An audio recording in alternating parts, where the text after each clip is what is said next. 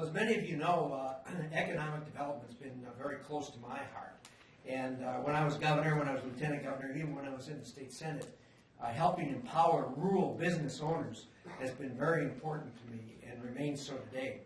I'm chairman of the Senate Foreign Relations Committee. And by the way, you're right on that, Mike. I tell people at home I'm chairman of the Foreign Relations Committee. They say, well, that's great, but when are you going to get on the Ag Committee? So, anyway. The former chairman, I'm former chairman of the Senate Committee on Small Business, and I'm an active member of the Senate Intelligence Committee and the Senate Committee on Energy and Natural Resources. In each of those committees, I'm an advocate for rural American small businesses. I moved to Idaho more than 50 years ago to study forestry and have been involved with the needs of rural Idahoans ever since then. Vicki and I were married shortly after that. We've been married 51 years, and Mike, you know Vicki, and she always says, well, it's actually been more than 51 because she says she counts election years in dog years. And we've been through 34 elections together, so she says if you put that all together, it's a lot more than 51 years.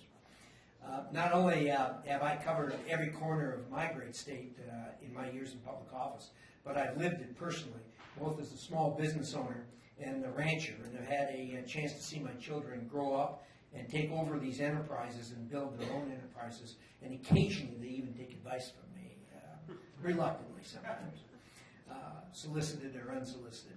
In my years of service to Idaho, I've seen firsthand what rural America can produce when given the opportunity. Unfortunately, our federal resources, which we all pay into, are often tailored to and concentrated in coastal urban cities, while much of America's rural talent and innovation go unnoticed and overlooked. That's why the federal programs such as the Opportunity Zone Program, USDA/SBA lending and investment programs intended to spur economic development in rural and underserved communities are so vital to current and future American small businesses. Small businesses are the engine, and not telling you anything, are the engine that keeps our economy running, creating 2 out of every 3 jobs in the country. It's because small businesses are so important to our local, state, and national economy that Washington needs to do all it can for businesses to start, to survive, and to grow. The most effective thing government can do is let them do it their way, not the government's way. I've spent the last decade working for the small business community as a member of the Small Business Committee and had the opportunity to lead that committee last Congress. During my tenure as chairman, we passed many reforms on a range of issues such as reducing burdensome regulations, protecting small business patent holders, improving cybersecurity counseling, enhancing opportunities for rural small businesses, and expanding entrepreneurs' access to the capital needed to start and to grow. Most notably, as chairman, I introduced and passed the Small Business 7A Lending Oversight and Reform Act of 2018. This fundamental legislation bolsters the SBA's oversight office and provided the administrator with flexibility to increase the program's maximum lending authority in the event it would be reached. This bill has helped ensure the strength of the program into the future, guaranteeing that entrepreneurs will have access to the critical capital they need to build and grow their businesses. This Congress, I've championed 2 bills in the Senate that will help rural small businesses grow and thrive.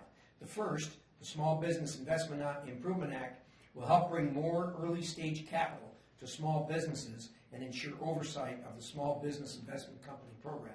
We all know that early-stage capital is incredibly important to a business as it struggles to get its feet under it. The second is the Fast Fix Act, which will prioritize small businesses and universities in rural states to receive more research and development grants from federal agencies to help small rural businesses grow and commercialize their ideas. In D.C., my goal is to ensure that rural America is protected from bureaucrats who are constantly trying to enact overly burdensome regulation and to make sure small businesses have access to the resources their tax dollars are paying for. I don't want to sound too partisan in these next remarks, but I'm going to. We Republicans have rules that we live by, and we've said for a long, long time, if you do these things, these free market things, these free enterprise things, and get the government out of the way, things are going to be good. We in America are coming out of the most successful year we've had in a half a century. For those young people here in the room, you'll live to see a day again like this. I won't. Mike won't. This is an unprecedented time in the American economy right now. Our nation's economy is breaking records and it's exceeding all expectations. I know with certainty I'll never in my lifetime see an economy as healthy and as vibrant as the one that we have today. But it really, when you're at full employment, it really can't get any better than that. They talk about the unemployment rate at, what, 3% or whatever it is. In America, anybody that doesn't have a job today doesn't want to work. In Idaho, and I hear this all over the country, I've asked people all through my career when they come in, business people, what's your biggest challenge? For a long time, oh, it was the IRS. They're killing us. You know, they're doing this, they're doing that. Then, of course, during the Obama years, what's your biggest challenge? Oh, these regulations. Every day we're getting new regulations. It's killing us. Today, when I ask people, what's your biggest challenge? Every single one says it's getting employees. In Boise, I can tell you a number of businesses that are running a single shift when they would be running 3 shifts if they possibly could. They can't even get enough for a second shift, let alone a third shift.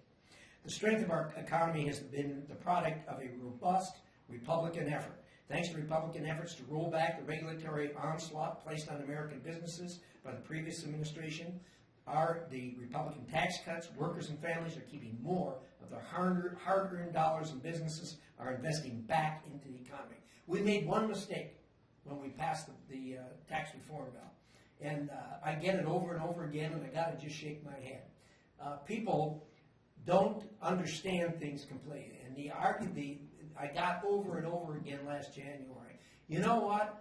My check from the government back this time wasn't nearly as big as what it's been in years past. Well, of course it wasn't, because we gave you your money on payday instead of withholding it to give you back as a refund. And but anyway, people, that forced savings program, they kind of liked, I guess, because they were sure grumbling about the fact that their refund check wasn't as big as what it's been in the past. But when you showed them what they actually paid in taxes, and it was thousands of dollars less than they paid the year before across the board, they said, well, yeah, I guess that's okay. The unemployment rate is holding steady at very near a 50-year low, and it's now the lowest unemployment rate on record for African American and Hispanic Americans. Average hourly earnings are going up, with low-income workers experiencing the greatest gains in their paychecks. You know, they always say, you Republicans, all you care about is the rich people. As we look across the board, we are seeing some of the highest and fastest growing wage and salary increases in the history of this country. And guess who's getting the biggest percentage? It's the people at the bottom end that are getting the biggest percentage. This economy is a great economy from top to bottom for everybody. Average hourly earnings are going up, with low-income workers experiencing the greatest gains in their paychecks. Fewer Americans have to work part-time jobs to make ends meet, and a tighter job market has increased wages across the board. I'm proud of the great growth of our economy, and I'm going to continue in Washington to support our rural small businesses so that the United States of America can continue to be the greatest country in the world. God bless you all. Thank you for coming here today. God bless the United States of America.